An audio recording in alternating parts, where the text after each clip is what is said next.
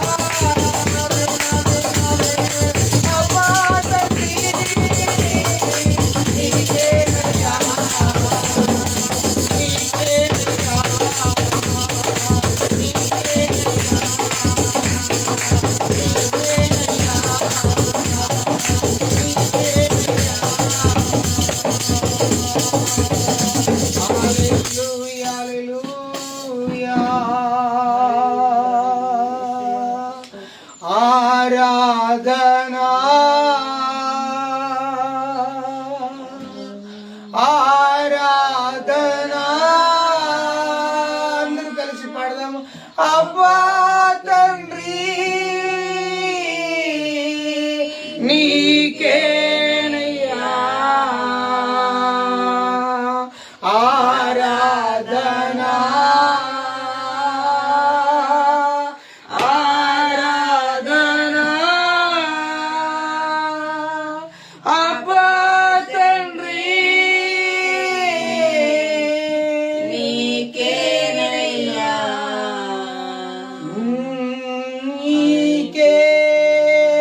నీకేనయ్యా. హల్లెలూయా హల్లెలూయా హల్లెలూయా. దేవుని వైపు రెండు చేతులెత్తి ఆరాధనా ఆరాధనా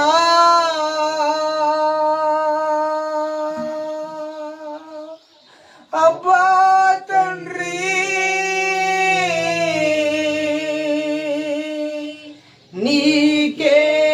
నీకేనయ్యా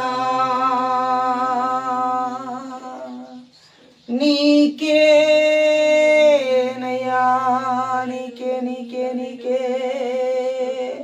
హల్లెలూయా హల్లెలూయా. పరిశుద్ధ దేవుని సన్నిధిలో మనలను మనము దేవునికి సంపూర్ణంగా అప్పగించుకుని వారమై ఉందాం. హల్లెలూయా.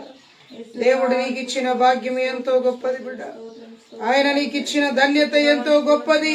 ఆయన చేసిన త్యాగములు ఎంతో గొప్పవి. ప్రభువా నీకు వందనాలు వందనాలు వందనాలు వందనాలు వందనాలు వందనాలు వందనాలు వందనాలు వందనాలు వందనాలు. హల్లెలూయా హల్లెలూయా. ప్రభువా నీకు వందనాలయ్యా. దేవానికి స్తోత్రాలు స్తోత్రాలు స్తోత్రాలు. ప్రార్థించుదాం. ఒక నిమిషం అందరము కూడా మౌనముగా ఉండి ప్రభు పాదముల యుద్ధకు వెళ్ళి, ప్రభువా ఈరోజు నన్ను ఈ స్థితిలో ఉంచినందుకై నీకు వేలాది వందనాలని చెప్పి మౌనముగా దేవుని ఎదుట కనిపెడదాం. ప్రభు దగ్గర కనిపెడదాం. ప్రభు దగ్గర కనిపెడదాం. ప్రభు దగ్గర కనిపెడదాం. ఆయన కన్నులు నిన్ను చూస్తున్నాయి. ఆయన శరూపుల మధ్య, ఓ కెరూబుల మధ్యలో ఆయన గణపరచబడుతున్నటువంటి గొప్ప దేవుడు. నీ నోటితో ఆయనను గణపరచాలని, నీ హృదయముతో ఆయనను గణపరచాలని దేవుడు కోరుకుంటున్నాడు. ప్రియ సహోదరి సహోదరులారా, ఇదిగో ఈ మధ్యాహ్నం వేళ నువ్వే స్థితిలో ఈ ఆరాధనలో నిలవబడి ఉన్నావో నాకు తెలియదు, కానీ ప్రభు కృపను బట్టి ఈ రోజున ప్రభు నీతో నాతో మనతో మాట్లాడబోతున్నాడు. ఆయనకు నిన్ను నీవు అప్పగించుకో. ముందుకు వెళ్తావా? ప్రార్థించుకుందాం. పరిశుద్ధుడా, ప్రేమ కలిగిన మా తండ్రి, మా బలహీనతను చూసి మమ్మలను మీరు బలపరిచిన గొప్ప దేవా, నీకు స్తోత్రాలు స్తుతులు చెల్లిస్తున్నావు. నీవు లేకుంటే నేనేమైపోదును అనేటువంటి వాక్యము మాకు గుర్తు చేస్తా ఉన్నావు.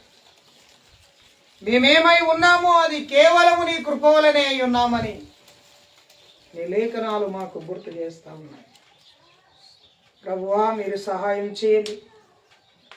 ఈ రెండవ ఆరాధనలో మీ సన్నిధిని తోడుగా ఉంచి ముందుకి ఇంకా నడిపించి క్షేమకరమైనటువంటి కార్యములు చేయమని యేసు నామమున ప్రార్థిస్తున్నాము తండ్రి. ఆమేన్. ఆమేన్. కూర్చుందాం. అందరం కూడా కూర్చుందాం. దేవుని పరిశుద్ధమైన నామమునకు మహిమయు ఘనతయు ప్రభావములు కలుగునుగాక. రెండు చేతులెత్తి ప్రభు నామమునకు స్తోత్రములు చెల్లిద్దాం. అందరం కూడా హల్లెలూయా. దేవుని నామానికి స్తుతి ఘనత మహిమ ప్రభావములు కలుగునుగాక. పరిశుద్ధ గ్రంథములో నుండి దేవుని యొక్క వాక్యమును, కొన్ని విషయాలను మనము దైవపూర్వకముగా, దైవ ధ్యానముగా మనము ధ్యానించవలసినటువంటి వారమై ఉన్నాం. దేవుడు మనతో మాట్లాడుతున్న ప్రతి మాట మన జీవితానికి ఎంతో విలువైనదిగా, ఎంతో శ్రేష్టమైనదిగా మనము భావించవలసినటువంటి వారమై ఉన్నాం. Praise the Lord. హల్లెలూయా. దేవుని వాక్యంలోనికి వెళ్ళక ముందు ఒక చిన్న ప్రకటన. దేవుని యొక్క మందిరము పని విషయంలో మీరందరూ ప్రార్థించండి. త్వరలో మందిర పనులు పునః ప్రారంభించడానికి దేవుడు కృప చూపునట్లుగా మీరందరూ కూడా ప్రార్థించాలని ప్రభు పేరిట నేను మనవి చేస్తా ఉన్నాను. దేవునికి స్తోత్రం కలుగును గాక. ఆమేన్. రైట్. ఈ సమయమందున దేవుని యొక్క వాక్యమును కొన్ని మాటలను మనము చదువుకుందాం. మత్తయి సువార్త 25వ అధ్యాయము. మనము కొన్ని విషయాలను ఈ రోజున మనము ధ్యానపూర్వకంగా ధ్యానించవలసినటువంటి వారమైనా. మత్తయి సువార్త 25వ అధ్యాయము 14వ వచనం నుండి మనము కొన్ని వచనాలను మనము చదువుకుంటూ ముందుకు వెళ్ళడానికి ప్రయత్నం చేద్దాం. 20 దేవునికి స్తోత్రాలు కలుగునుగాక. 25వ అధ్యాయము మత్తయి సువార్త 14 నుండి కొన్ని వచనాలు మనం చదువుదాం. దయచేసి చదివి సహాయము చేయాలని ప్రభు పేరిట మనవి చేస్తున్నాను. పరలోక రాజ్యము ఒక మనుష్యుడు దేశాంతరమునకు ప్రయాణమై తన దాసులను పిలిచి తన ఆస్తిని వారికి అప్పగించినట్లుండును. అతడు ఒకనికి 5 తలాంతులను, ఒకనికి 2, ఒకనికి 1 ఎవరి సామర్థ్యము చొప్పున వానికి ఇచ్చి వెంటనే దేశాంతరము పోయెను. 5 తలాంతులు తీసుకొనినవాడు వెళ్ళి వాటితో వ్యాపారము చేసి మరి 5 తలాంతులను సంపాదించెను. అలాగుననే 2 తీసుకొనినవాడు మరి 2 సంపాదించెను. అయితే ఒక తలాంతు తీసుకొనినవాడు వెళ్ళి భూమి త్రొవ్వి తన యజమానుని సొమ్ము దాచిపెట్టెను. బహుకాలమైన తర్వాత ఆ దాసుల యజమానుడు వచ్చి వారి యొద్దకు వచ్చి లెక్క చూసుకొనెను. అప్పుడు 5 తలాంతులు తీసుకొనినవాడు మరి 5 తలాంతులు తెచ్చి అయ్యా నీవు నాకు 5 తలాంతులను అప్పగించితివే. అవి కాకుండా మరి 5 తలాంతులను సంపాదించుతినని చెప్పెను. అతని యజమానుడు బలా నమ్మకమైన మంచి దాసుడా, నీవు ఈ కొంచెములోనే నమ్మకముగా ఉంటివి, నిన్ను అనేకమైన వాటి మీద నియమించెదను. స్తోత్రం. హల్లెలూయా. దేవుని పరిశుద్ధ నామానికి మహిమ కలుగును గాక. కూడి వచ్చిన మీకు ప్రభు అయిన యేసుక్రీస్తు నామమున మీ అందరికి వందనాలు. దేవుని యొక్క వాక్యములో మత్తయి సువార్త 25వ అధ్యాయం చాలా ప్రాముఖ్యమైనటువంటి అధ్యాయం. ఈ 25వ అధ్యాయములో చాలా విషయాలు పరిశుద్ధ గ్రంథములో రాయబడి ఉన్నాయి. ఈ 25వ అధ్యాయములో 3 లేదా 4 సందర్భాలను గురించినటువంటి విషయాలు మనకు కనబడతా ఉన్నాయి.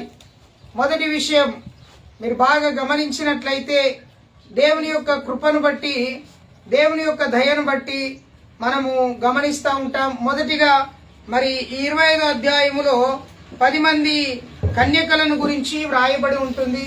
రెండవదిగా తలాంతులను గురించి రాయబడి ఉంటుంది. మూడవదిగా గొర్రెలను మేకలను వేరుపరిచే విధానం గురించి రాయబడి ఉంటుంది. దేవునికి స్తోత్రం కలుగును గాక. హల్లెలూయా. కనుక ఈ యొక్క 3 సందర్భాలు కూడా దేవుని రాజ్యాన్ని గురించి ప్రకటించబడతా ఉన్నాయి. వింటున్నారు కదా? దేవుని రాజ్యాన్ని గురించి ప్రకటించబడతా ఉన్నాయి. మరి దేవుని రాజ్యము అనగానే మనం చాలాసార్లు ఆలోచించేది ఏంటంటే అది ఇక్కడ లేదు, అది పరలోకమందు ఉన్నది అని మనము ఆలోచన చేస్తూ ఉంటాం. నిజమే ప్రియులారా, అది పరలోకమందు ఉన్నది అనే సంగతి మనకు వాస్తవమే. కానీ దేవుని ప్రభు అయినటువంటి యేసుక్రీస్తుల వారు చెప్పిన మాట ఏంటంటే పరలోక రాజ్యము పరలోకములోనే కాదు భూమి మీద కూడా ఉన్నది అని మీరు గ్రహించండి అని దేవుడు మనకు జ్ఞాపకం చేశాడు. చూడండి, దేవుని రాజ్యానికి వెళ్ళాలనేటువంటి మనసు ఎవరికి ఉండదండి? ప్రతి ఒక్కరికి కూడా దేవుని రాజ్యానికి వెళ్ళాలి, దేవునితో ఉండాలి, దేవునితో గడపాలి అనేటువంటి భాగ్యం ప్రతి ఒక్కరికి కూడా ఉంటుంది. అయితే ప్రతి ఒక్కరు కూడా దేవుని రాజ్యంలో వారసత్వం పొందుకోవాలని, దేవుని రాజ్యానికి వారసులుగా ఉండాలని, దేవుని మాటకు లోబడినటువంటి వారై జీవించాలని మరి ప్రతి వ్యక్తి కూడా ఆశపడతా ఉంటాడు. చూడండి దేవుని బిడ్డలారా, ఈ రోజున దేవలేఖనంలో నుండి కొన్ని ప్రాముఖ్యమైన సంగతులు ఈ యొక్క 14వ వచనం నుండి 30వ వచనం వరకు రాయబడిన ఈ వచనాల్లో ఉన్నటువంటి కొన్ని ప్రాముఖ్యమైన సంగతులను మీతో నేను పంచుకోవాలని నేను ఆశపడుతూ ఉంటున్నాను. అందులో మొదటిగా మీరు గమనించినట్లయితే ఆ పరలోక రాజ్యాన్ని గురించి యేసు ప్రభుల వారు రకరకాలైనటువంటి ఉపమానాలు చెప్పాడు. విత్తనాల గురించి ఉపమానం చెప్పాడు. ఇంకా చాలా విషయాలు చాలా రకరకాలైనటువంటి ఆ విషయాలను దృఢపరుస్తూ వాటిని తెలియపరుస్తూ అందులో ఉన్నటువంటి మర్మాన్ని, సత్యాన్ని ప్రజలకు అర్థమయ్యే రీతిలో చాలా ఉపమానాలు తెలియపరిచాడు. అందులో ఈ ఉపమానం కూడా ఒకటి. మంచిగా వినాలి, ఈ ఉపమానం కూడా ఒకటి. ఆ ఉపమానం ఏంటయ్యా అని మీరు ఆలోచన చేస్తే తలాంతులను గురించినటువంటి ఉపమానం. యేసు ప్రభు తలాంతులను గురించిన ఉపమానం ఏ విధంగా వారికి గుర్తు చేస్తున్నాడు అని మీరు ఒకవేళ ప్రశ్నించుకుంటే, ఆలోచిస్తే గనక యేసు ప్రభు ఒక ఉపమానం చెప్తా ఉన్నాడు. ఒక మనుష్యుడికి ఏమున్నదట, ఒక మనుష్యుడు బాగా సంపాదించినటువంటి వ్యక్తి అయి ఉన్నాడు. ఆ మనుష్యుడు వేరొక దేశాంతరానికి వెళ్ళబోతున్నాడు. మంచిగా వినాలి. అక్కడ ఒక మనుష్యుడు దేశాంతరమునకు ప్రయాణమైపోతున్న సందర్భంలో తన దగ్గర ఉన్నటువంటి 3 దాసులను పిలుచుకున్నాడు. ఎందరినండి? తన దగ్గర ఉన్నటువంటి 3 దాసులను పిలుచుకున్నాడు. ఈ 3 దాసులను పిలుచుకొని ఒక్కొక్కరికి కొన్ని తలాంతులను ఇవ్వాలని ఆశపడ్డాడు. తన దగ్గర పనిచేసేటువంటి ఆ పనివారు అనుకోవచ్చు, లేదా నమ్మకస్తులైన అనుకోవచ్చు, వాట్ ఎవర్ మేబీ, ఎవరైనా అనుకోవచ్చు. దాసుడు అనగానే మనకు గుర్తొచ్చేది ఏంటంటే, ఒక వ్యక్తి దాసుడికి యజమానుడు ఉంటాడు. యజమానుడి దగ్గర ఈ దాసుడు ఏం చేస్తాడు? పని చేస్తాడు. ఏ పని చెప్తే ఆ పని చేస్తాడు. మరి నమ్మకస్తుడైతే అన్నిటి మీద అధికారిగా, అన్నిటి మీద నాయకుడిగా యజమానుడు ఆ దాసుని ఉంచవలసిన సమయం కూడా ఉంటుంది. చూడండి, ఇక్కడ మీరు గమనించాలి. మరి ఎంతో మంది దాసులు ఆయన దగ్గర ఉన్నప్పటికీ అందులో నుండి 3 మాత్రమే ఆయన పిలుచుకున్నాడు. 3 పిలుచుకొని ఏం చేశాడో తెలుసండి? ఒక్కొక్కరిని వరుస క్రమంలో నిలవబెట్టి ఒక్కొక్కరికి ఆయన దగ్గర ఉన్నటువంటి తలాంతులను వారికి ఇవ్వడం ప్రారంభం చేశాడు. హల్లెలూయా. అక్కడ మీరు గమనిస్తే ఒక తలాంతు 3,600 రూపాయల వరకు ఉండొచ్చు అని అక్కడ రాయబడి ఉన్నది. ఒక తలాంతు 3,600 రూపాయల వరకు ఇప్పుడున్న కాలములో ఉండవచ్చు అనేటువంటి విషయాన్ని అక్కడ దైవ భక్తులు అక్కడ ఫుట్నోట్లో రాశారు. చూడండి, ఒక వ్యక్తిని పిలిచాడు, ఒక దాసుని పిలిచాడు. ఆ వ్యక్తికి 5 తలాంతులను ఆయనకు అప్పగించాడు. రెండవ వ్యక్తిని పిలిచాడు. ఆ వ్యక్తికి ఎన్నిచ్చాడట? 2 తలాంతులను ఇచ్చాడు. మూడో వ్యక్తిని పిలిచాడు. మూడో వ్యక్తికి ఏం చేశాడు? 1 తలాంతు ఇచ్చాడు. అంటే ఇక్కడ ఎందరు కనబడుతున్నారు? 3 కనబడుతున్నారు. ఎందరు కనబడుతున్నారు? 3 కనబడుతున్నారు. మొదటి వాడికేమో 5 తలాంతులు, రెండో వాడికేమో 2 తలాంతులు, మూడో వాడికేమో 1 తలాంతు. బాగా వినాలి. అక్కడ ఒక వచనంలో చక్కని మాట రాయబడ్డది. ఏమని తెలుసండి? 1 ఎవని సామర్థ్యము చొప్పున వానికి ఇచ్చాడట. దేవునికి స్తోత్రం. హల్లెలూయా. ఎవరి సామర్థ్యము చొప్పున వారికి ఇవ్వబడేది. వారికి ఇవ్వబడినటువంటి తలాంతులు అనగా డబ్బును, ఆ సొమ్మును వారు తీసుకున్నారు. వారు తీసుకుని ఏం చేశారో తెలుసండి? దాని ద్వారా వ్యాపారం చేశారు, దాని ద్వారా పనులు చేశారు, దాని ద్వారా వ్యాపారం చేసి మరి సంపాదించుకున్నారు. 5 తలాంతులు తీసుకున్నవాడు సంపాదించాడు, 2 తలాంతులు తీసుకున్నవాడు సంపాదించాడు. మొదటి తలాంతు తీసుకున్నవాడు సంపాదించలేడు. కానీ దాసుడు యజమానుడి యొక్క మనసును, హృదయమును ఎరిగిన వాడై తాను సంపాదించలేనటువంటి వ్యక్తి ఆ యొక్క తలాంతుని తీసుకుని ఏం చేశాడండి? దేవునికి స్తోత్రాలు కలుగును గాక. ఆ తలాంతును తీసుకొని భూమిలో పాతి పెట్టినట్టుగా మనము వాక్యములు గమనిస్తా ఉంటున్నాం. Praise the Lord. హల్లెలూయా చెప్పండి. హల్లెలూయా. చూడండి, ఇక్కడ వాక్యములు మనం గమనిస్తే మరి ఈ స్టోరీలో ఉన్నటువంటి భావాన్ని నేను కొంచెం తొందరగా చెప్తాను. దాని తర్వాత వాక్య సందేశములో ఉన్న కొన్ని లోతైన విషయాలు మీకు జ్ఞాపకం చేయాలని ఆశపడుతున్నాను. 5 తలాంతులు తీసుకున్నాడు, 2 తలాంతులు తీసుకున్నాడు, మొదటి తలాంతు తీసుకున్నాడు. ముగ్గురు కూడా దాసులే. ముగ్గురు కూడా ఎవరండి? దాసులే. ముగ్గురు దాసులే. ముగ్గురు తీసుకోబడ్డారు. ముగ్గురికి అప్పగించబడింది. ముగ్గురు చేయగలిగిన వారు. ముగ్గురికి సామర్థ్యం ఉంది. మంచిగా వినాలి. ముగ్గురికి సామర్థ్యం ఉంది. సమయం వచ్చింది, యజమానుడు వెళ్ళిపోయాడు. దేశాంతరం నాకు వెళ్ళిపోయాడు. కొంతకాలమైన తర్వాత అక్కడ చక్కగా ఉంటది. ఏమని తెలుసా? బహుకాలమైన తర్వాత. కొంతకాలం కాదు, బహుకాలం. అంటే మేబీ సంవత్సరం అయిందో, 2 సంవత్సరాలు అయిందో, 3 సంవత్సరాలు అయిందో, 4 years అయిందో, 5 years అయిందో, 10 years అయిందో, so we don't know. But బహుకాలమైన తర్వాత, బహుకాలం గడిచిన తర్వాత ఆయన దేశాంతరం వెళ్ళి తిరిగి వచ్చాడు. తిరిగి వచ్చిన తర్వాత ముగ్గురు దాసులను పిలిపించాడు. ముగ్గురు దాసులను పిలిచాడు. మొదటి వాడు వచ్చాడు. 5 తలాంతులు తీసుకొని వచ్చి యజమానుడి దగ్గరకు వచ్చి, అయ్యా, నువ్వు ఇచ్చినటువంటి ఈ యొక్క 5 తలాంతులను నేను చక్కగా తీసుకున్నాను. దాని ద్వారా నేను వ్యాపారం చేశాను. దాని ద్వారా పలానా వ్యాపారాలన్నింటినీ నేను చేసి మరి ఈ 5 తలాంతుల ద్వారా, దేవునికి స్తోత్రం, హల్లెలూయా, 5 తలాంతుల ద్వారా మరి ఇంకొక 5 తలాంతులను నేను ఏం చేశాను? సంపాదించుకున్నాను అని చెప్పాడు. చెప్పగానే యజమానుడు చూసి, అబ్బా, ఎంత గొప్పవాడండి, నేను దేశాంతరం వెళ్ళి తిరిగి వచ్చేదాకంటే మంచిగా చక్కగా ఈ 5 తలాంతులకు 5 తలాంతులు సంపాదించుకున్నాడు. It's great man. అప్రిషియేట్ చేశాడు, భుజాన్ని తట్టాడు, అప్రిషియేట్ చేసి ఏమన్నాడు తెలుసా? అబ్బా, బల నమ్మకమైన మంచి దాసుడాని అతడికి పేరు పెట్టేశాడు. మంచి దాసుడాని పేరు పెట్టేశాడు. పేరు పెట్టేసి ఏమన్నాడు తెలుసండి? 5కి 5 సంపాదించుకున్న తర్వాత ఆ వ్యక్తికి ఒక మాట చెప్పాడు. నీవి కొంచెంలో నమ్మకం ఉన్నావు గనుక నీవేమైతావో తెలుసండి, నువ్వు అనేకమైన వాటి మీద నీవు నమ్మకస్తుడుగా నియమించబడతావు అని చెప్పాడు. చాలా బాగుంది ఇది. వెళ్ళిపోయాడు. మొదటి వాడు వచ్చాడు, వెళ్ళిపోయాడు. రెండో వాడు కూడా వచ్చాడు. యజమానుడి దగ్గరికి 2 తలాంతులు తీసుకొని మరలా వచ్చాడు. మళ్ళా పిలిచినప్పుడు రాగానే 2కి 2, ఈ రెండో వాడు కూడా ఏం చేశాడు? 2కి 2 సంపాదించాడు. మీరు మంచిగా వాక్యాన్ని చదవాలి. అక్కడ 22వ వచనం. అలాగే 2 తలాంతులు తీసుకున్నవాడు వచ్చి, అయ్యా, నీవు నాకు 2 తలాంతులు అప్పగించితివే, అవే కాకుండా మరి 2 తలాంతులను నేను సంపాదించాను. స్తోత్రం చెప్తాం అందరం, హల్లెలూయా. మరి 2 తలాంతులను నేను సంపాదించాను అని చెప్పి చెప్పినటువంటి ఆ యొక్క దాసుడు యజమానుడు చెప్తున్నాను, 2 ఇంకా సంపాదించాను అనగానే ఆ యజమానుడు ఏం చేశాడు తెలుసా?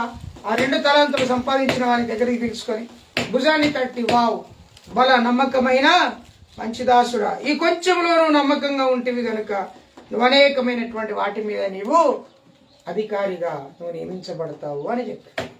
చాలా జాగ్రత్తగా విన్నాను. మూడో వాడు కూడా వచ్చి ఏం చేశాడు? 24వ వచనం. అలాగే 1 తలాంతు తీసుకొనిన వాడు వచ్చి, అయ్యా, నీవు విత్తని చోట కోయివాడవు, చల్లని చోట పంట కూర్చుకొని వాడవు గనుక నీవు కఠినుడవని నాకు తెలుసు. గనుక నేను నీకు భయపడ్డాను. నేను నీకు భయపడి నేను వెళ్ళి నువ్వు ఇచ్చినటువంటి తలాంతుని ఎవ్వరికి కనబడకుండా నేను భూమిని తవ్వి భూమిలో దాన్ని పాతి పెట్టాను. ఇదిగో ఆ పాతి పెట్టినటువంటి ఆ తలాంతుని నేను తవ్వి తీసుకొని నీ యొద్దకు తీసుకొని వచ్చి నీ తలాంతును నీకు నేను అప్పగిస్తున్నాను అని అన్నాడు. యజమానుడు వాణ్ణి చూసి, సోమరివైన చెడ్డవాడా, నేను విత్తని చోట పంట కోసేవాడనని నీకు తెలుసు, చల్లని చోట పంటను కూర్చేవాడనని నీకు తెలుసు. అయితే నీవు నా సొమ్ము సహకాపులకు ఇచ్చినట్లయితే వారు వడ్డీతో సహా నీ దగ్గరికి తీసుకొని వచ్చి ఇచ్చేవారు కదా అని చెప్తాడు. అని చెప్పి అతన్ని చూసి ఏమంటాడు తెలుసా అండి? చెడ్డదాసుడా అని పిలుస్తాడు. సోమరివైన చెడ్డదాసుడు. ఇక్కడ ముగ్గురు విషయాలు, ముగ్గురికి ఉన్నటువంటి లక్షణాలు, ముగ్గురికి ఉన్నటువంటి తలంపులు, ముగ్గురికి ఉన్నటువంటి ఉద్దేశాలు. యజమానుడి ఉద్దేశం వేరు, ముగ్గురు దాసుల యొక్క ఉద్దేశాలు వేరు. మీరు బాగా వినాలి వాక్యాన్ని. వాక్యం ఎప్పుడు కూడా శ్రద్ధగా చదవడానికి ప్రయత్నం చేయాలి. యజమానుడు వెళ్ళేటప్పుడు ఏమని చెప్పి వెళ్ళాడు తెలుసండి? 5 ఒకరికి ఇచ్చాడు, 2 ఒకరికి ఇచ్చాడు, 1 ఒకరికి ఇచ్చి ఏమన్నాడు తెలుసా? ఎవని సామర్థ్యము చొప్పున వానికి ఇచ్చి దేశాంతరం వెళ్ళిపోయాడు. అంటే ఎవరి సామర్థ్యం ఎంతనో యజమానుడికి తెలుసు. హల్లెలూయా, చెప్పండి అందరూ హల్లెలూయా. ఎవరి సామర్థ్యము ఎంతనో యజమానుడికి తెలుసు. మొదటి దాసుడి సామర్థ్యం ఎంత తెలుసు, రెండవ దాసుడి సామర్థ్యం ఎంత తెలుసు, మూడవ దాసుడి సామర్థ్యం ఎంతనో యజమానుడికి తెలుసు. బాగా వినాల్సిన విషయం ఏంటంటే, మరి ఒక యజమానుడికి నమ్మకమైనటువంటి దాసుడు లేదా నమ్మకమైనటువంటి దాసురాలు ఎవరైనా ఉండినట్లయితే ఆ యజమానుడు ఆ దాసుని యొక్క దాసురాలి పక్షమున ఎంతో శ్రమ పడతాడు, కష్టపడతాడు అనే సంగతి మీకు నేను తెలియపరుస్తాను. మొదటివాడు అంటాడు, ఆయన సామర్థ్యం ఎలాంటిదేనంటే, మొదటివాడి సామర్థ్యం అనగానే నాకు గుర్తుకొచ్చే విషయం ఏందో తెలుసా అండి? గుర్తుకొచ్చే విషయం ఏందో తెలుసా?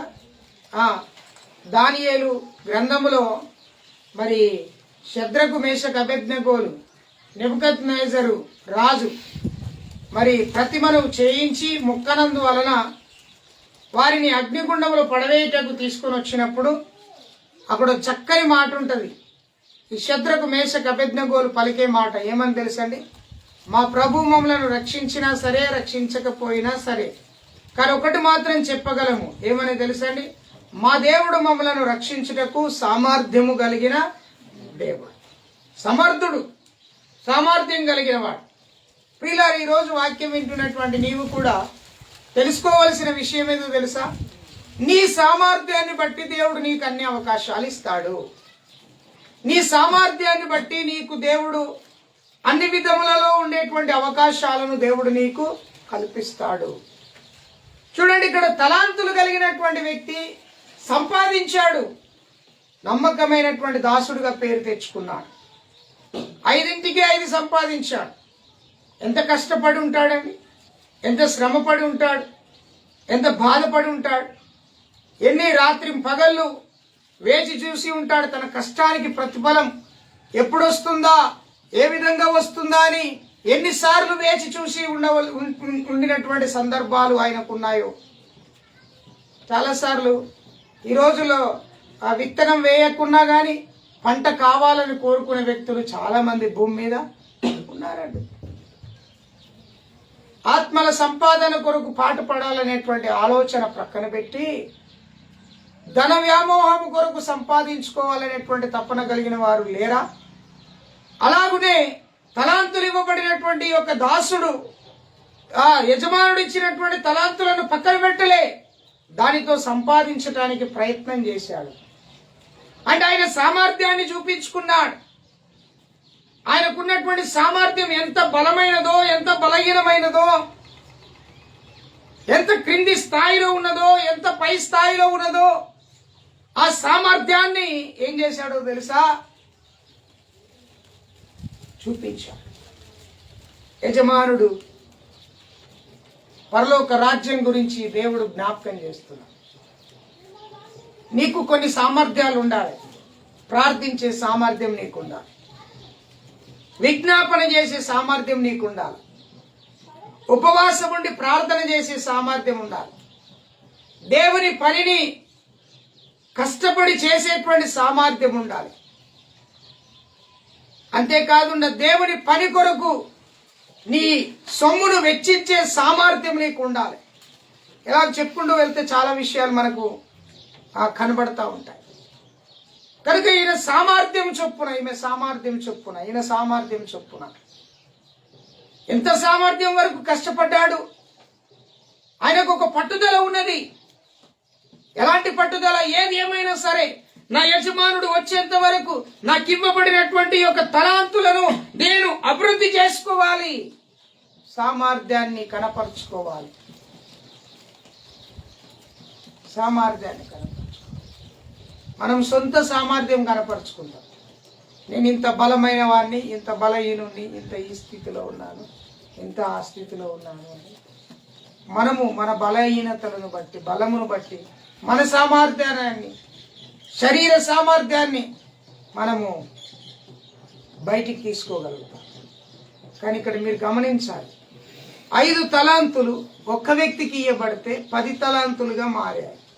ఎలా జరిగింది ఇది? సామర్థ్యం. తన సామర్థ్యంలో చాలా విషయాలు ఉంటాయి. పట్టుదల ఉంటుంది, పని చేయాలనేటువంటి పట్టుదల, సంపాదించాలనేటువంటి పట్టుదల. ఏది ఏమైనా సరే, కష్టమైన నష్టమైనా సరే నేను ఆ పనిని కంప్లీట్ చేయాలి అనేటువంటి సామర్థ్యం, పట్టుదల. మనిషి ఏం చేశాడని 5కి 5 సంపాదించుకుని యజమానుడి దగ్గరికి వెళ్తే యజమానుడు బహుమానం చెప్తున్నాడు. ఏమంటున్నాడు తెలుసా? ఇదిగో నువ్వు 5కి 5 సంపాదించావు కదా, నువ్వు నమ్మకమైన మంచి దాసుడా, నమ్మకమైన మంచి దాసుడా. దేవుని బిడ్డలారా, దేవుని సంఘములో ఉన్నటువంటి నీవు దేవుడికి నువ్వు నమ్మకస్తుడిగా ఉండాలి. ఈరోజు చదివిన కీర్తన భాగంలో ఒక మాట ఉంటుంది, మనుష్యులను నమ్ముకున్నట కంటే యెహోవాను ఆశ్రయించుట మేలు. మనం చాలాసార్లు మనం ఏం చేస్తాం తెలుసండి? మనుష్యులను నమ్ముకుంటాం. దేవుని నమ్ముకోవలసిన మనం, దేవుని మాట మీద నమ్మకం ఉంచవలసిన మనం, దేవుని క్రియల మీద నమ్మకం ఉంచవలసినటువంటి మనం మనుష్యుని మాటల మీద మనము నమ్మకం ఉంచుతాం. ఇట్ ఈస్ కరెక్ట్ కాదు. అందుకే ప్రభువు దగ్గరికి వచ్చినటువంటి యొక్క తలాంతులు తీసుకున్న వ్యక్తి దేవుడు ఒక బిరుదునిచ్చేశాడు, ఒక పేరు ఇచ్చేశాడు, నువ్వు నమ్మకస్తుడవు. ఈ రోజుల్లో ఎంతమంది ఉన్నారండి దేవునికి నమ్మకంగా? నోరు తెరిస్తే చాలు పాస్టర్లు కానీ ఇంకెవరైనా కానీ చెప్పేది ఏంటంటే డబ్బు గురించి చెప్తారు. డబ్బు గురించి కాదండి, డబ్బు ఒక భాగమే, కానీ డబ్బు కంటే విలువైనది ఆత్మీయమైన జీవితం. నీ ఆత్మీయ జీవితంలో నువ్వు దేవుడికి చాలా నమ్మకస్తుడిగా ఉండాలి. ప్రతి క్షణము నిన్ను నీవు పరిశీలించుకునేటువంటి కుమారుడిగా, కుమార్తెగానే ఉండాలి. నమ్మకస్తుడు నువ్వు ఎంచబడాలి. నువ్వు పనిచేసేటువంటి పని దగ్గర నీ యజమానుడు నిన్ను చూసినప్పుడు నేను నమ్మకస్తుడని పేరు పెట్టాలి. దేవుడు అంటాడు, భూమి మీద ఉన్నటువంటి మనుషులందరినీ చూసినప్పుడు అంట దేవుడి హృదయమునకు సంతాపము, హృదయము నొచ్చుకున్నాడట. ఏమండి? హృదయాన్ని నొచ్చుకున్నాడట.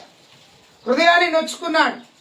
అదే వచనం మరలా చదివితే వేరే చోట దేవుడు భూమి మీద ఉన్నటువంటి మనుషులను చూశాక ఎవరైనా నమ్మకస్తులు ఉన్నారేమో అని ఎదురు చూశాడట. నమ్మకస్తులైన వారి కొరకు ఆయన కనిపెట్టు. నమ్మకస్తులుగా ఉండాలి. పని విషయంలో, ప్రార్థన విషయంలో, సంపాదన విషయంలో, ఇచ్చుట విషయంలో, అన్ని విషయాల్లోనండి. మరి ఈయన ఈ 5 తీసుకున్న వ్యక్తి ఎందుకు నమ్మకస్తుడిగా మారాడు? ఆయన సామర్థ్యాన్ని కనపరుచుకున్నాడు, ఆయన పనితనాన్ని కనపరుచుకున్నాడు. ఈ రోజులో పని అప్పగిస్తే ఆ పని అటు పోతుంది, ఈయన ఇటు పోతాడు, అది ఎటు పోతాడు. No address. ఇక్కడ వాక్యం చదువుతున్నాం. మనం ఏం చేయాలో తెలుసా అండి? మనము నమ్మకమైనటువంటి పనివారముగా ఉండాలి. దేవుని మందిరంలో నీకు ఏదైనా పని అప్పగించిండ్రా, నువ్వు నమ్మకంగా చేయి. దేవుని సేవకురాలు నీకేదైనా పని అప్పగించిందా, సంఘము నీకేదైనా పని అప్పగించిందా, నమ్మకంగా చేయి. నువ్వు చేస్తున్న ఉద్యోగంలో నీ యజమానుడు ఏదైనా నమ్మకమైన పని అప్పగించిందా, కరెక్ట్గా చేయి. నువ్వు చదువుతున్నటువంటి కాలేజీలో నీ టీచర్, నీ లెక్చరర్ నీకేదైనా పని అప్పగించి నమ్మకంగా చెప్పాడా, ఖచ్చితంగా నువ్వు నమ్మకంగా చేయి. నువ్వు నమ్మకత్వం సంపాదించుకుంటే నీకు ఒక విలువ ఉంటుంది, నీకు ఒక పేరు ఉంటుంది, నీకు ఒక ఆధిక్యత ఉంటుంది. చూడండి ఆయనకు ఎంత మంచి ఆధిక్యత. బల నమ్మకమైన మంచి దాసుడా, బల నమ్మకమైన మంచి దాసుడా. ఒకవేళ ఆయన నమ్మకత్వం లేకపోతే ఏమైపోయేవాడండి? చెడ్డదాసుడిగా పేరు వచ్చింది. చెడ్డదాసుడు. రెండవ వాడిని గమనించినట్లయితే రెండో వాడు ఏం చేశాడు? రెండింటికి రెండు సంపాదించుకున్నాడండి. రెండింటికి రెండు సంపాదించుకున్నాడు. రెండింటికి రెండు సంపాదించుకొని యజమానుడి దగ్గరికి వచ్చి చూపిస్తున్నాడు. అయ్యా యజమానుడా, నా సామర్థ్యము చొప్పున నేను రెండింటికి రెండుని సంపాదించుకున్నాను. ఇదిగో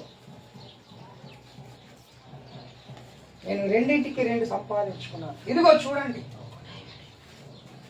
అనగానే ఆ యజమానుడు ఆ రెండింటిని చూసి ఎంతో సంతోషపడ్డాడు. 2 నాలుగు అయినాయి, సంతోషపడ్డాడు. 2 నాలుగు కాగానే ఎంతో ఆనందించాడు. అబ్బా, ఈ వ్యక్తి కూడా తన సామర్థ్యాన్ని కనపరుచుకున్నాడు అని ఆనందించాడు, సంతోషించాడు. తన మనసులో, హృదయంలో ఆ మాట విన్నప్పుడు యజమానుడి యొక్క హృదయం ఉప్పొంగింది.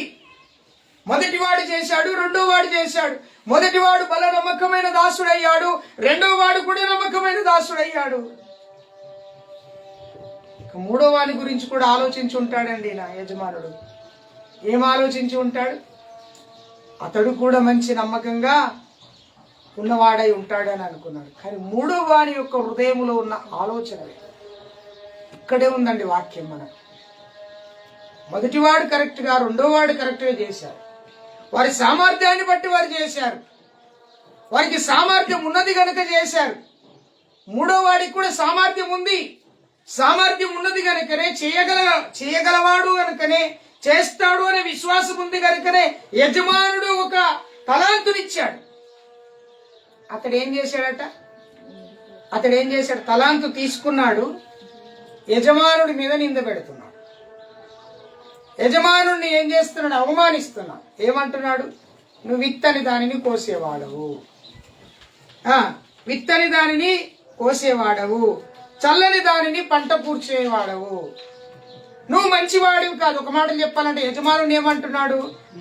నీ సామర్థ్యం చొప్పున, నీ సామర్థ్యాన్ని గ్రహించి, నీకున్న బలాన్ని గ్రహించి, నీకున్న జ్ఞానాన్ని గ్రహించి యజమానుడు నిన్ను పిలిచి ఒక తలాంతు ఇస్తే ఆ ఇచ్చిన తలాంతుని తీసుకొని ఏం చేస్తున్నాడు? మా యజమానుడు మంచోడు కాడు, మా యజమానుడి ఆలోచన మంచిది కాదు, మా యజమానుడి యొక్క తలంపు మంచిది కాదు, మా యజమానుడి యొక్క కోరిక కూడా మంచిది కాదు అని ఏం చేస్తున్నాడట?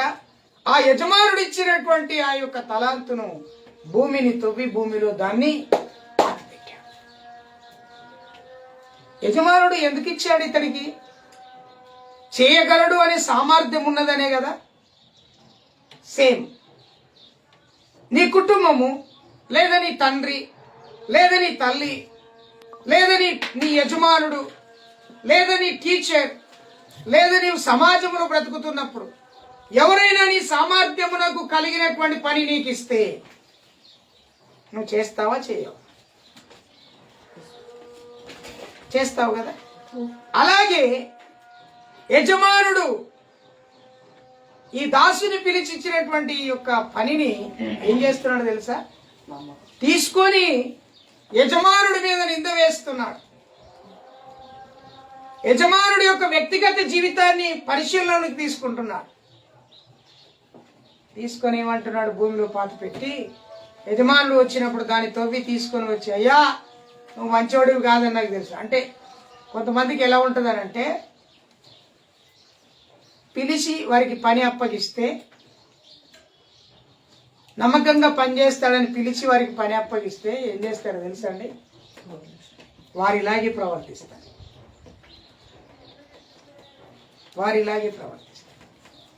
దైవజనుడు నీ సామర్థ్యాన్ని గుర్తిస్తాడండి. యేసు ప్రభు కూడా తన శిష్యుల యొక్క సామర్థ్యాన్ని గుర్తించాడు. మత్తయి సువార్త 10వ అధ్యాయంలో పోతే 12 మంది శిష్యులను పిలిచి వారి సామర్థ్యాన్ని గుర్తించి వారికి అధికారం ఇస్తాడు. విషయం ఏందో తెలుసా? వారికి ఇవ్వబడినటువంటి అధికారం ఇంత బలమైంది, ఇంత శ్రేష్టమైందనే సంగతి వీరు గుర్తించలేకపోవడం. దయ్యం పట్టినటువంటి కుమారుని తీసుకొని తన యొక్క కుమారుని తీసుకొని తండ్రి వీరి దగ్గరికి వచ్చి ప్రార్థన చేయించుకుంటే ఆ కుమారుడు బాగుపడడు. అంటే వీరు సామర్థ్యం కలిగిన వారని ప్రభు వారికి అధికారం ఇస్తే అధికారములో వారి సామర్థ్యాన్ని చూపించుకోలేకపోయింది. కొన్నిసార్లు నీ నా జీవితంలో ఈ సోమరి అయిన చెడ్డదాసుడి వలె మనకు అప్పగించిన పనిలో, మనకు అప్పగించిన బాధ్యతలో, మనకు అప్పగించినటువంటి ప్రతి విషయములో మనము అపనమ్మకస్తులంగా మారుతున్నాం. పనిచేసే శక్తి ఉంది, సామర్థ్యము కలిగిన వ్యక్తిగా ఉన్నాడు, కానీ చేయలేకపోయాడు. నిర్లక్ష్య స్వభావం. నేనే ఎందుకు చేయాలి, నేను చేయాలా, అవసరమా అనేటువంటి నిర్లక్ష్య స్వభావం కనపరిచాడు. మిగతా ఇద్దరికి మంచి దాసుడు అని వచ్చి చివరి వాడికి చెడ్డదాసుడు అని పిలిస్తే ఏమైనా ఆనందంగా కనపడుతుందా? మాట కనపడదు కదా.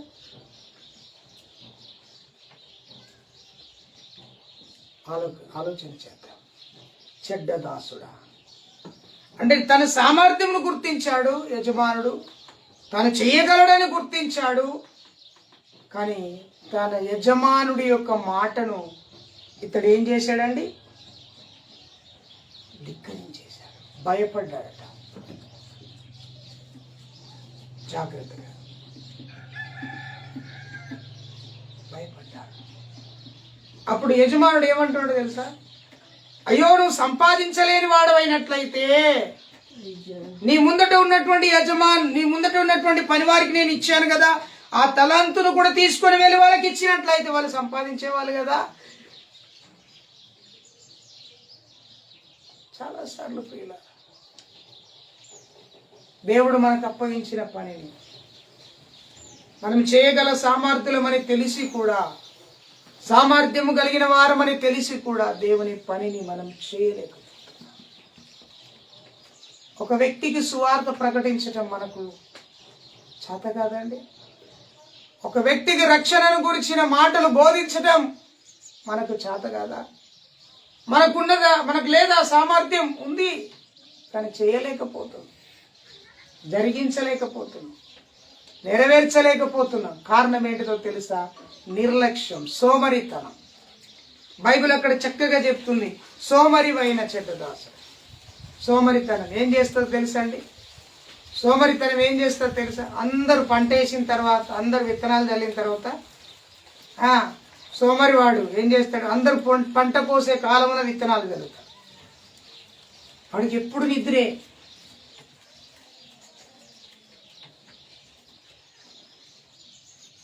సోమరితనం దేవుని దూరపరుస్తుంది, దేవునికి దూరపరుస్తుంది. నిర్లక్ష్య స్వభావం దేవుని అడుగు జాడల్లో నడవనీయకుండా చేస్తుంది.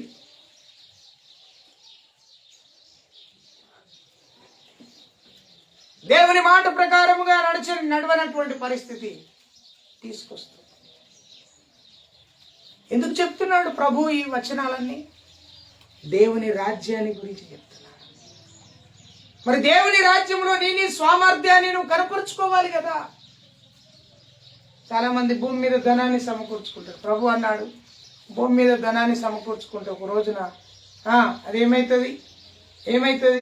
పరలోకమందు నీవు ఆ పరలోకమైనటువంటి ధనం నువ్వు సమకూర్చుకోవాలంటే, పరలోక సంబంధమైనటువంటి ఆ ధనములో నీవు పాలిభాగస్తుడు కావాలంటే, ఇదిగో చూడండి, 5 తలాంతులకు 5 సామర్థ్యం ఎంతనో నువ్వు మాకు గుర్తు చేసినందుకు ఈ వచనాలు, ఈ మాటలు మేము వింటున్నప్పుడు మా హృదయాలు జ్ఞాపకం చేసుకోమని ప్రార్థన చేస్తాం. ఇది దేవుని మందిరం. దీనిలోనికి అనేకులు రావాలి అనగా మా సామర్థ్యం ఎంతో మాకు మీరు కనపరుస్తున్నారు.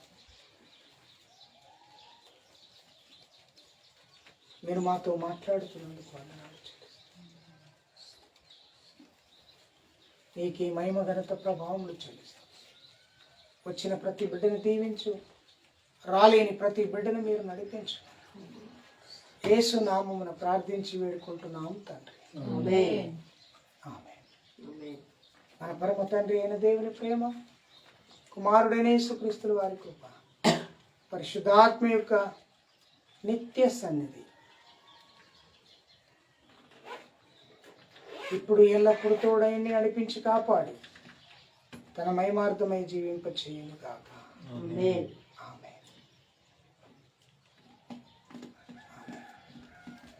యేసు రక్తమే జయం, శిలువ రక్తమే జయం. యేసు నామానికి సంపూర్ణ జయం కలుగును. దేవుడిని దీవించి ఆశీర్వదించు. ఆమేన్.